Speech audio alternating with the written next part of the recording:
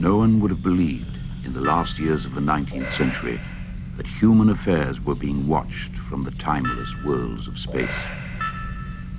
No one could have dreamed we were being scrutinized as someone with a microscope studies creatures that swarm and multiply in a drop of water.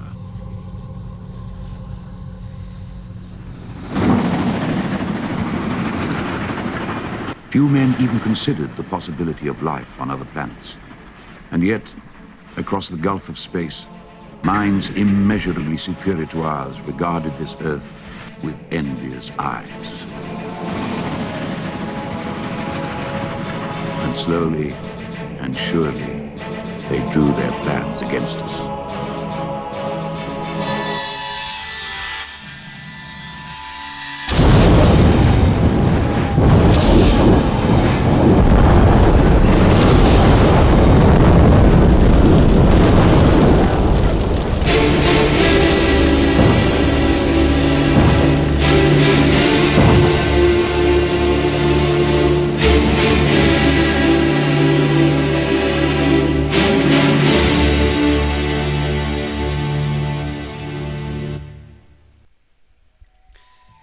Yes, that's right, folks. It's Jeff Wayne's War of the Worlds. Was it 98 when it was released? And I have very fond memories of this game in my youth. By the way, I'm GW365, and really, I had so much fun playing this game in my youth. Well, in my teens, should I say? The music, my dad is a massive fan of. Actually sent away for his 50th birthday, him and my mother, to go watch it live. I think it was down in London. No, it was in Sheffield, I think it was, but even so. And they really enjoyed it, which was good. But this game is what, well, made it for me. And every time I hear the music, if I'm at work or whatever yet, it just reminds me of this game. Sadly, though, I mean, I haven't tried it yet. I haven't actually started the main game. I've just been focusing trying to get to record so I can get the screen in the right position. I seem to remember the last time I tried playing this, it was on Windows 7, and I couldn't get the music to work for whatever reason, sadly, because it is great music. So I'm a bit, is it going to work? So let's, without further ado, I'll just see how long I've got on my timer. Yeah, I've got plenty of time. Let's start a new campaign, and you'll see what happens. So, LP. Oh, hey, what's going on here? LP1. So, well, saying that, I can only save over it. So, let's put Let's Play. Right, so let's begin campaign.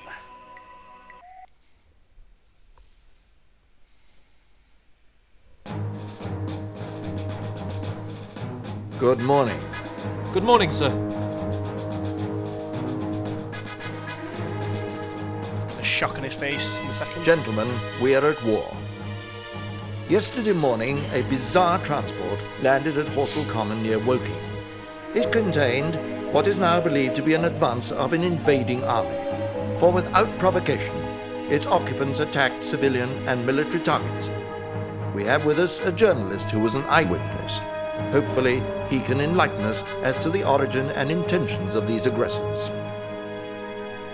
At midnight on the 12th of August, a huge mass of luminous gas erupted from Mars and sped towards Earth. Across 200 million miles of void came the first of the missiles that were to bring so much calamity to Earth. Ogilvy, the astronomer, assured me we were in no danger. He was convinced there could be no living thing on that remote, forbidding planet. And that's how it was for the next 10 nights. A flare spurting out from Mars. A beautiful, but somehow disturbing sight.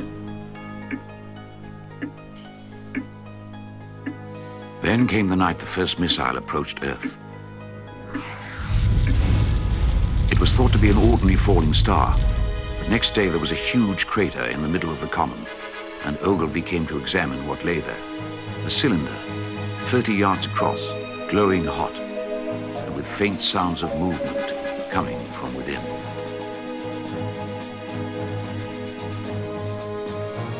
Suddenly the top began moving, rotating, unscrewing. and Ogilvy feared there was a man inside trying to escape. He rushed to the cylinder, but the intense heat stopped him before he could burn himself on the metal. A crowd gathered on the common, hypnotized by the unscrewing of the cylinder. Suddenly, the lid fell off. A huge, rounded bulk, larger than a bear, rose up slowly. Its lipless mouth quivered and slavered, and snake-like tentacles writhed as the clumsy body heaved and pulsated. Ogilvy and a few young men crept closer to the pit. A tall funnel rose, then a ray of heat leapt from man to man, and there was a bright glare as each was instantly turned to fire.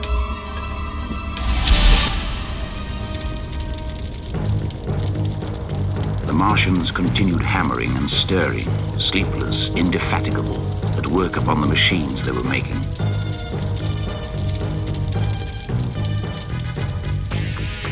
People clawed their way off the common, and I ran too. I felt I was being toyed with, that when I was on the very verge of safety, this mysterious death would leap after me and strike me down.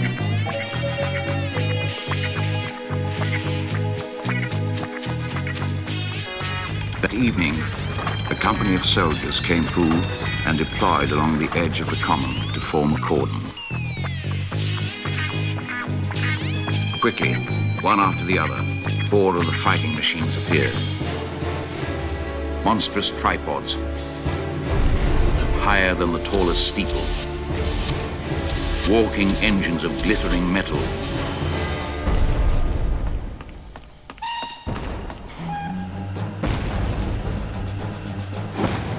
The pounding of guns from the common grew louder. There was a heavy explosion. The ground heaved and gusts of smoke erupted into the air. And I realized that by a miracle I had escaped.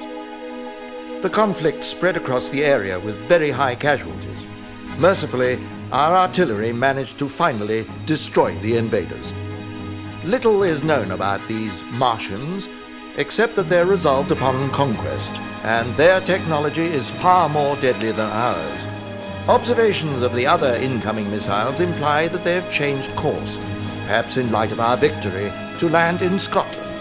All of our forces are being mustered to face them.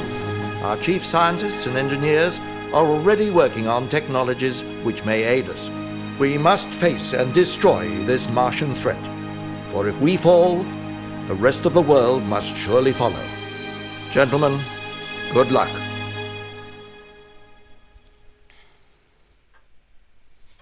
So, nothing like bigging up the English army or whatever. If we fall, the rest of the world must surely follow.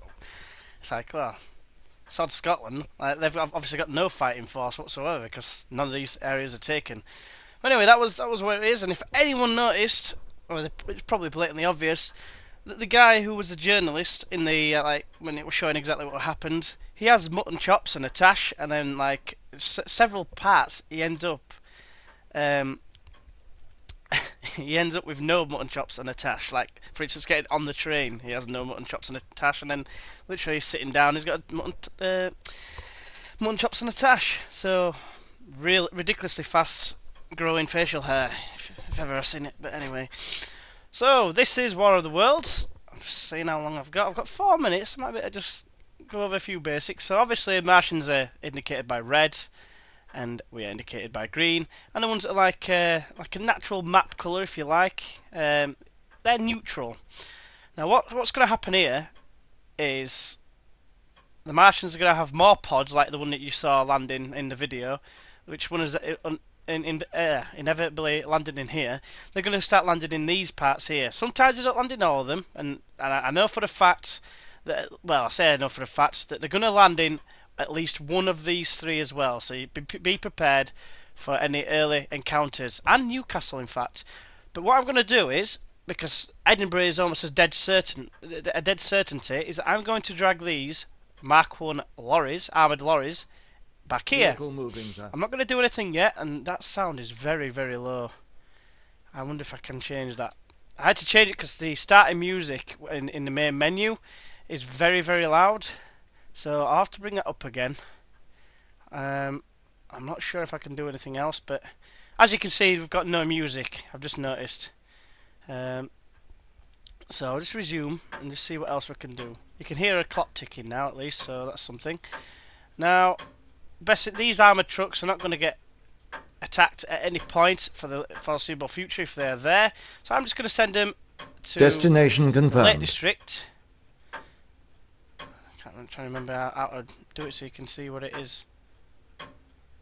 There's a way you can hover your mouse icon over it, and it'll tell you which region it is. So obviously this is going to be London. So, and Orders being have where been I'm sent, from, sir. I used to purposely let them take over all these and defend this with all my might, because this is the area where I'm from. It's called the Pennines on this, but anyway, and this is Nottingham.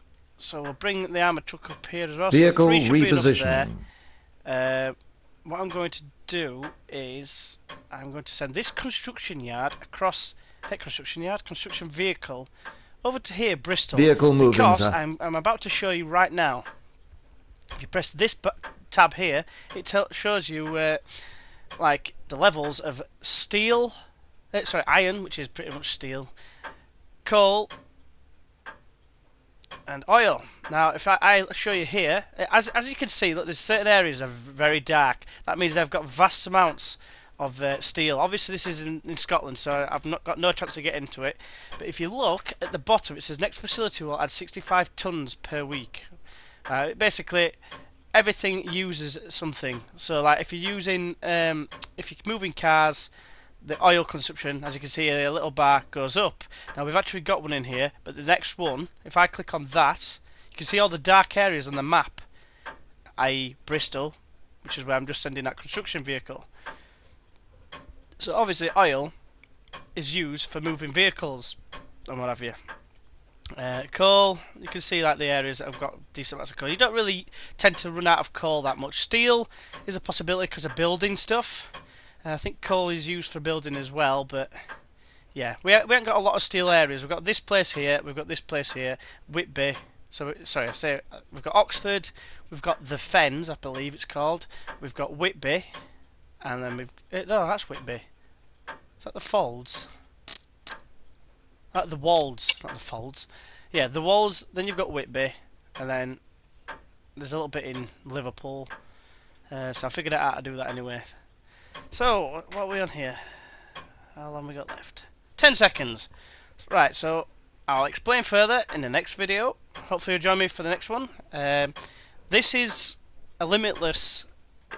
It's a limitless game, this, because it depends how fast you can either defeat them or how long it takes them to defeat you. Because you have got a lot of territories. It will take a long time for them to defeat us. So, anyway, on that note, I'm going to save it there. Yeah, I'll save it there. It'll be very loud. So hopefully I'll join you next time, and I'll see you then. Bye bye.